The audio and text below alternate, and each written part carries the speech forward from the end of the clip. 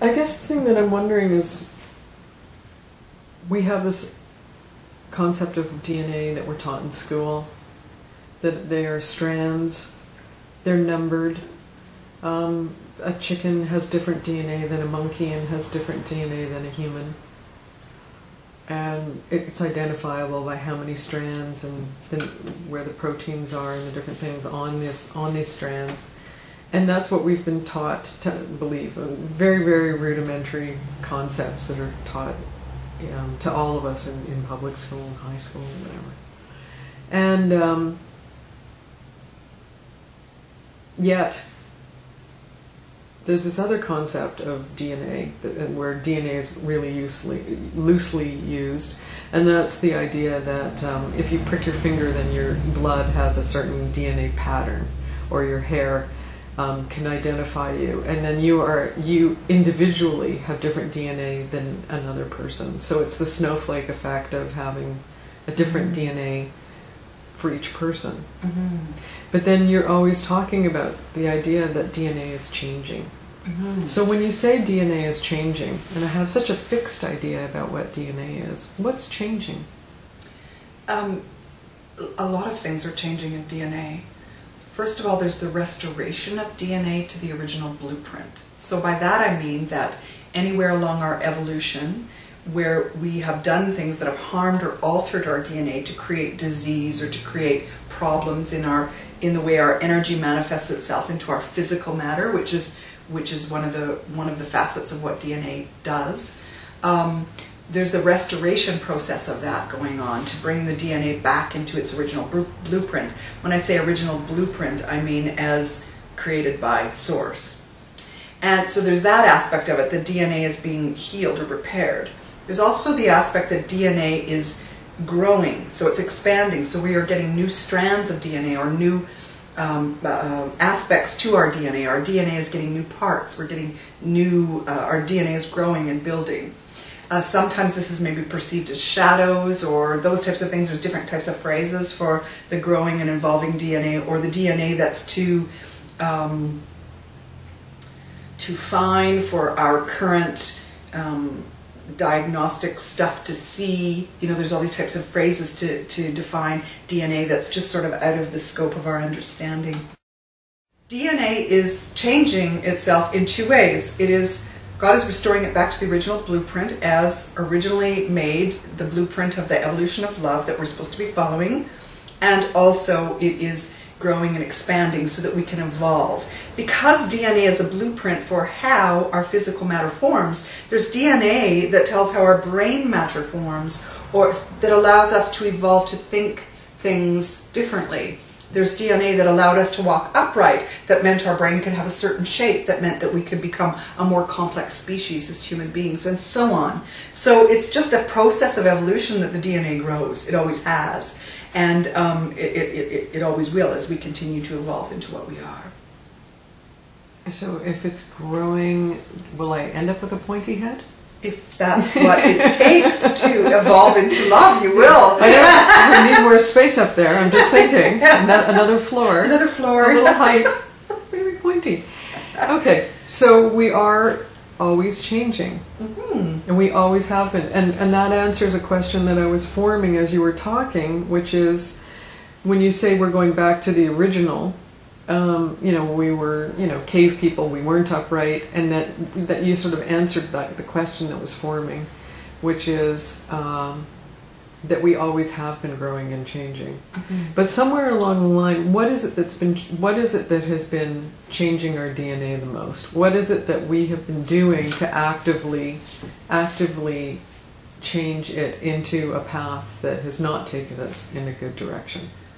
So DNA is the way in which our physical matter evolves into love, the love that our soul is. So DNA is like, it's so hard to put this into words because there really isn't any language for it, so I'm going to use a kind of a cumbersome definition just to get a basic process, a basic understanding across. And that is that DNA is like the way our souls, which are love, manifest themselves into physical matter. So anywhere where we do not act in loving ways towards ourselves, others, and the rest of creation, other people, and our our source, God, we alter the DNA. We make it step away from the blueprint or the original plan, which is to evolve into what our soul is, which is love. How we restore our DNA is through connection to source, asking to be filled with love and healing, and carrying out soul purpose. And soul purpose is always love. So when we look around us at our world right now, there's been an escalation in the last 50 years, 60 years, 70 years. We could even say it goes back to the Industrial Revolution, where there's been an escalation in the ways in which we are able to harm DNA of ourselves and of other living things. So there's been a really rapid and condensed period of time of a lot of problems with DNA, and we certainly are seeing that manifest itself in terms of the diseases that many living things, including human beings, have. So now, though, as we've entered into the new consciousness, what's happening is the more we ask Source for healing for ourselves and everything else in creation, the more God is able to restore the DNA back into the love, the connection to love, the connection to soul. So we're able to bring in more of our soul's understanding and consciousness. We're able to move our lives, our minds, our thoughts, our words more into alignment with truth, which is God's truth, right? The truth of what we are here to do in existence. So we're able to grow in our understanding of how to act and engage as loving beings within a part of a whole loving being that is creation. What I'd like to then ask you is, one of the things that you've said to me is that the drugs that people are taking, the chemicals that we're exposed to, street drugs, the toxins and poisons that we are exposed to in our food and in the air, whatever, pollution. All of these things have led to us fracturing the DNA. And when you talk about illness, a lot of people who are ill are really feel it's blaming the victim if you say, well, you're causing your own illness. So on a larger scope, and taking it out of the context of the individual, but as a general responsibility for all of us, could you talk more about how we are, as a collective group, what we are doing and what we could be doing differently? When we talk about the ways in which DNA is both harmed and healed, it's actually more appropriate to say that it's an enactment of what it really means that we are one creation, because it's the collective or the whole, the sum total of everyone's activity is harming everything. So it's not like you go out and do something bad and your DNA gets harmed and you're stuck with it. It's like that can happen to you because activity is happening in the collective energy field that harms DNA in general. So this is really a way in which the saying we are all one really is embodied. So when we talk about things like toxins, prescription and recreational medications, drugs, toxins in our environment, and the selective breeding of our food and so on, we are talking about one group of activities that alter DNA. But the bottom line of it is that any activity we do that steps out of love and into love's opposite alters DNA. So, and then that manifests itself in illness amongst all aspects of creation. But I also want to define illness, because people tend to think of illness as disease. But to me, an unhealthy body is a body that doesn't have its needs met. So we're also seeing illness in terms of people not being able to get their needs met. We've constructed a society that does not meet the needs of a large proportion of it. That's illness to me. It is not a healthy way to interact with one another. It is not a healthy embodiment of soul purpose, which is love and caring for all living things, love and caring for one another. So the definition of illness cannot be limited to just disease. You've manifested a disease and you have an illness. It means, to me, it means anything that is not love that's happening in your life, right? Anything that is not the embodiment of love. So love meets all needs, causes no harm, and so on. We want a life that flows in the definition of love and in connection to Source, where we're getting our needs met and sharing love with all other living things and living in a very mindful, loving way. That's the DNA pattern for the evolved consciousness, is to be living at one with all things, including our Source. So those things need to come together in terms of people's understanding that we are actually here to heal an ill world that is not functioning in a way that is conducive to the health of all living parts of it. Much of humans' activity harms other parts of creation. That's not healthy. It's not healthy for us to be living in ways that harm the very earth we live on. It's non-sustainable, and it seems kind of like a no-brainer that we can't keep doing this.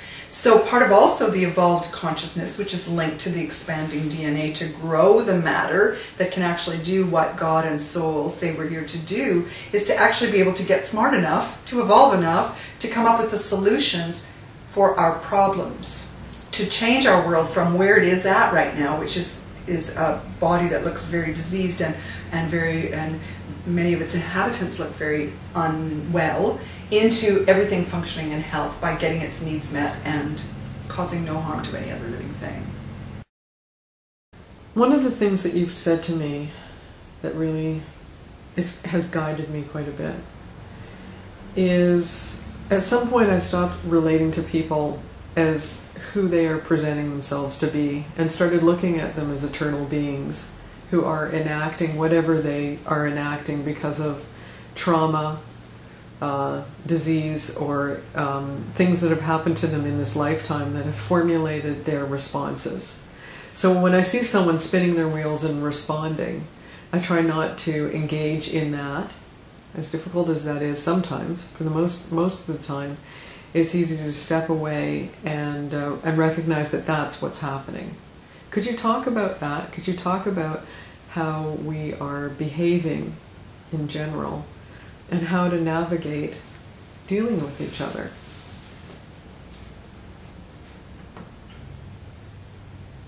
Getting lots of messages of what God would like me to respond.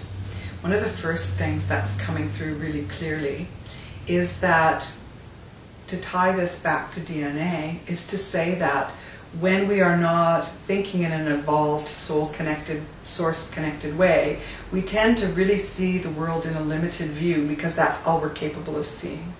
So as soon as we connect to the understanding that we are eternal beings, and that there's more than just this little vision that's in front of us of the dialogue we're having with the person or whatever it might be, we can tap into something bigger that allows us to step away from it and approach it differently. As soon as we understand that we're here to connect to Source, to carry out loving things, and we ask Source to flow through us to heal the situation and to guide us, now we've moved into an even higher level of connection, because now we've formed the intention in our energy field, and remember that our body is part of our energy field, or soul. It's just the most dense part. Now is like focusing itself on being part of a different way of behaving, a more evolved way of behaving. So that message came through first. The next aspect of this is to understand. I'm being asked to talk about a game I have played with God, and I play this game a lot.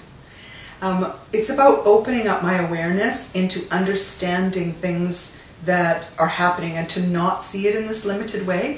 So one of the things that we've done a lot, because I like to play games, is we've often looked on the internet or in the newspaper and seen a latest news story, something maybe not pleasant or whatever it might be, and then I'll say to God, show me through your eyes, show me this through your eyes, right?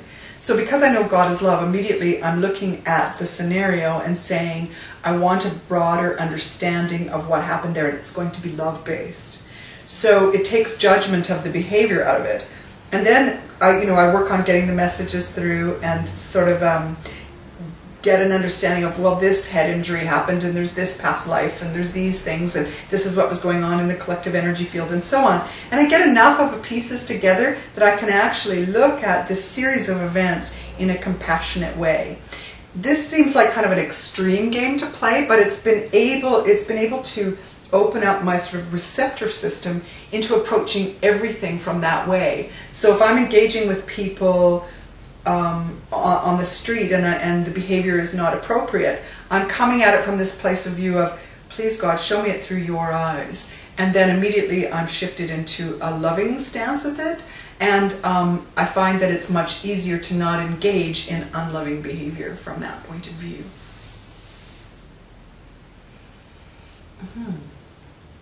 That's beautiful. Mm-hmm.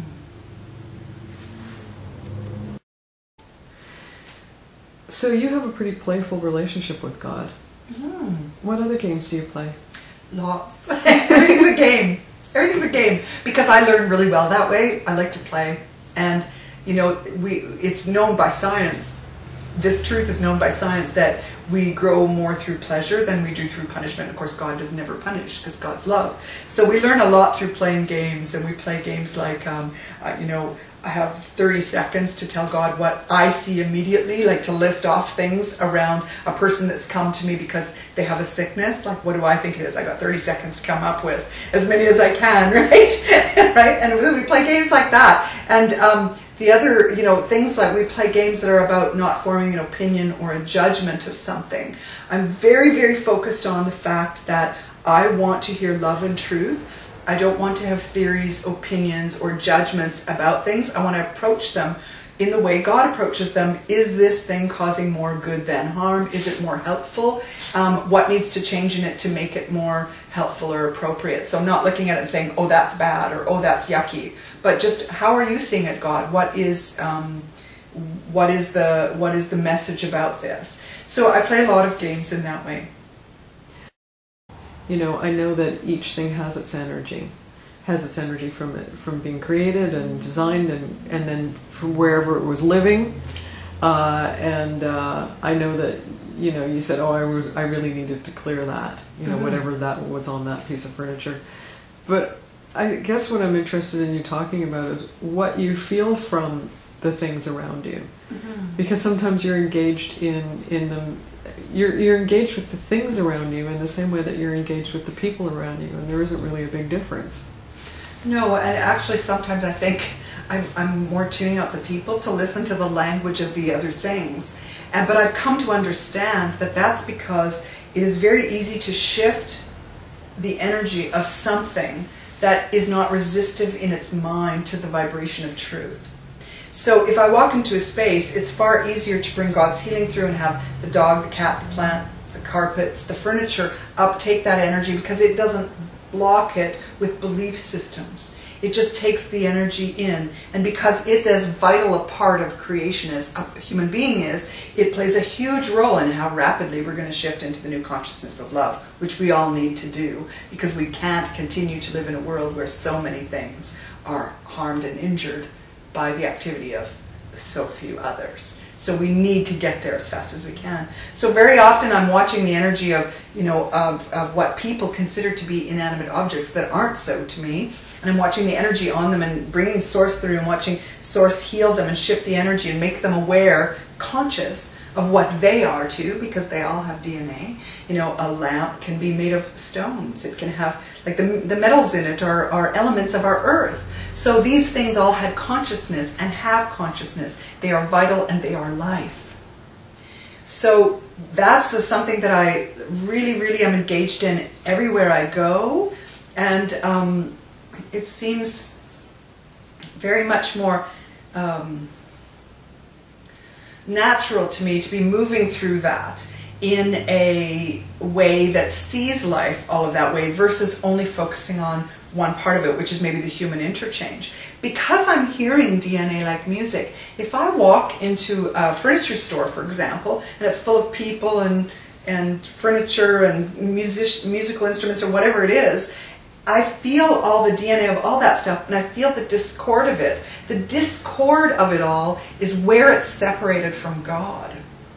So on a chair, that can be where it was maybe manufactured in a greedy way or in a mean way, or something horrible happened on the chair. So some person hurt somebody else on the chair and altered its energy, or used the chair to hurt somebody. So all of these things change the energetic pattern of all things. So when I walk into a space I haven't been into before and feel the energy of the discord and bring through source, and then after a moment I start to feel everything get a rhythm, and the place feels differently and it sounds differently.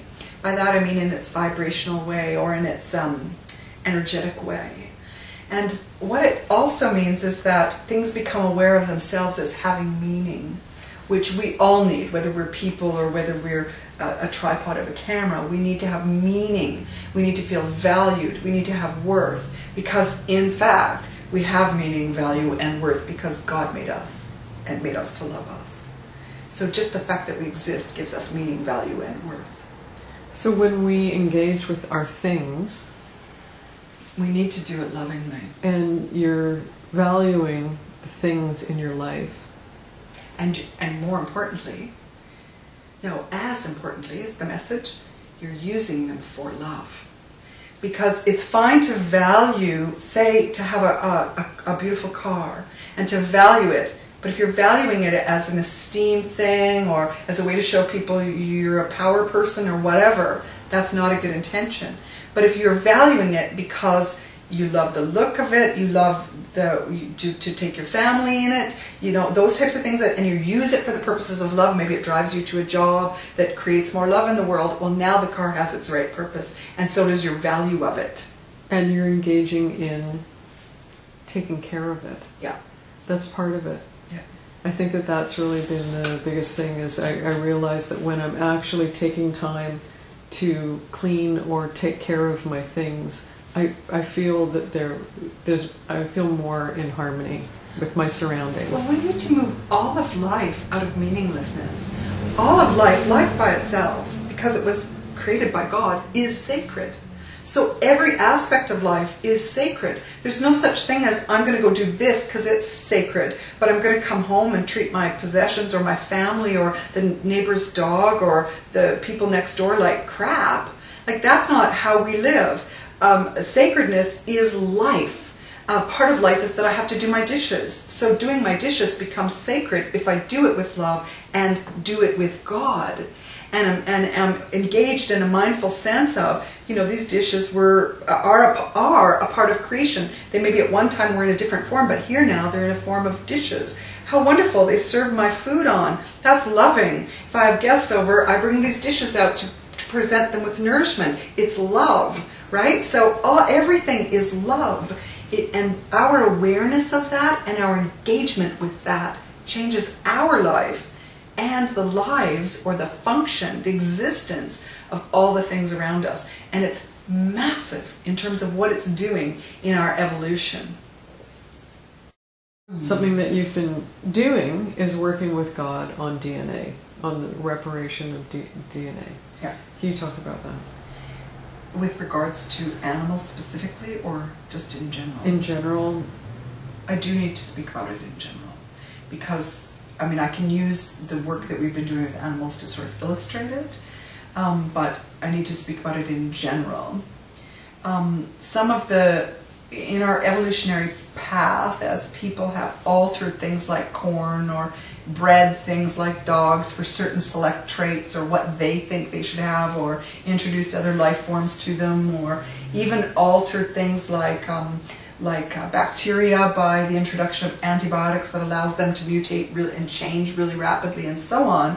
People have ended up affecting some of the deeper, older processes of DNA that they can't even measure yet or see yet, right? So we've affected the fabric of life in some really deep foundational ways. And it's affecting things like our soil's ability to produce, to metabolize vitamins out of appropriately and produce food properly, and so on and so forth. There's lots of repercussions of it, which the new consciousness is about healing. So in the path that I've been doing, as more and more people, including myself, have been working with Source to bring through energy of healing, and as more people have been actually coming up with truly loving solutions to these things, God's been working on healing the DNA of all living things. And so it feels like, at first it feels like a really random patchwork thing that we're doing. But then I understand that God heals things as fast as God can heal them. So it may be random at first, as different things are healing. So sometimes I'm asking to be a vessel of God's healing to all things in creation, and I'm aware that God is healing the DNA of frogs, and something else, and something else, and something else. And they seem like they might be, you know, randomly apart from each other in terms of what their evolution is, but it really is about an understanding of how life functions that is beyond my ability to comprehend, but is also about the fact that all these layers are interwoven and nothing is injured or heals in isolation from each other.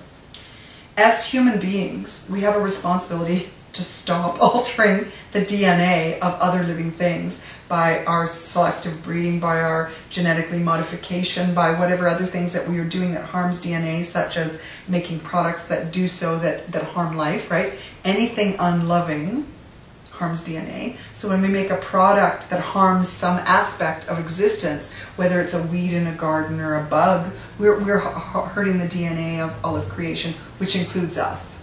So then we're actually hurting ourselves as well. So we need to stop inventing and using things that harm other aspects of life, or that harm other parts of our own species. We need to just stop doing them. We need to start bringing in solutions that are loving oriented, that don't cause harm. People ask me about that. They'll say, but you know, what am I supposed to do with my weeds in my garden, or what am I supposed to do with the bugs in my garden that have overgrown and eaten all my plants? Well, with regards to the weeds in your garden, I don't think there are any.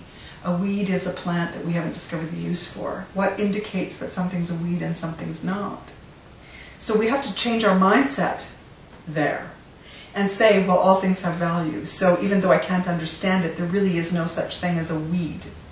Now when we look at, again, at an imbalance, say we've got a whole bunch of one plant growing and it's killing others, that's just a symptom of imbalance where something is causing harm. So instead of killing one thing, which we already see is engaged in killing something else and contributing to further imbalance, what we need to do instead is foster the soil and the other plants so that the ecosystem comes into balance through love, versus bringing killing in and thinking that's a solution, when actually it's the opposite of what we're supposed to be doing. So when we shift our mindset into applying love to the solution, we start nurturing and fostering, and then things come into balance, because love always balances things. When we approach things in an unloving way, which might be killing it or whatever, we contribute further to the imbalance, which we now see as global. You're talking about the DNA shifts that are going on right now. The DNA shifts that are part of the new consciousness are happening right now extremely rapidly. We've been taking the DNA through our activity, unloving activity, and our unloving inventions, and really sort of like devolving really rapidly over the last period of time. Not a lot of years, a short period of years, but it's been really affecting us in terms of our ability to think our way outside of the problems we've got and the types of problems that we've been inventing for ourselves and one another. And now the new consciousness energy is building to such a degree that God is actually repairing DNA much more rapidly. Now remember that DNA is a blueprint for something. So now God's fixing the blueprint. Now the actual physical matter that follows the blueprint has to shift. That's the part that takes the time. The physical matter of creation, which includes the human body and human mind, but also the earth itself and so on, the universe, all of it, the stars, whatever. All that physical matter has to change to follow the blueprint now. And that's been happening very, very rapidly and very steadily. But as this process speeds up, the less dense parts of the body of creation react to the changes faster, and then it has to filter through all that macrocosm to the more concentrated parts. So the human species is the most complex, right? The earth has a lot of complex life all squished into one little place, right? So these changes are taking a little bit longer to happen to the Earth and its inhabitants, but they're steadily gaining force, and we can actually are starting to see a lot of things changing. Although it still looks random, it'll soon start looking quite orderly. Like, we'll see that it is impossible to ignore the fact that things are changing. So that's how the DNA changes are happening. They're happening energetically, because DNA is energy and everything is energy, but then it has to filter through and affect change in the densest physical parts of creation. And that's what we're beginning to see. So over this last while, like definitely since last November, it's been extremely accelerated, and it had been gaining steady momentum before that, but it's been extremely accelerated since last November, and it's getting to the point where people are really asking what is going on, and they're being affected by the shifts immensely. And for the people that don't understand what's going on, it can be sometimes really, really hard to get through it. For people that are like tuned into it and recognizing that it's positive change, it's loving change because it's God, you know, we can flow with it, facilitate the change faster, ask to be a vessel of God to help all other living things that are struggling with it move into the new vibe, and so on. We can help serve the shift in a loving way, help it to happen in a more loving way. But there are a lot of people going through a lot of things right now that they don't recognize are related to collective energy, the collective energy field, and the DNA shifts that are bringing the collective energy field back into its true energy of love.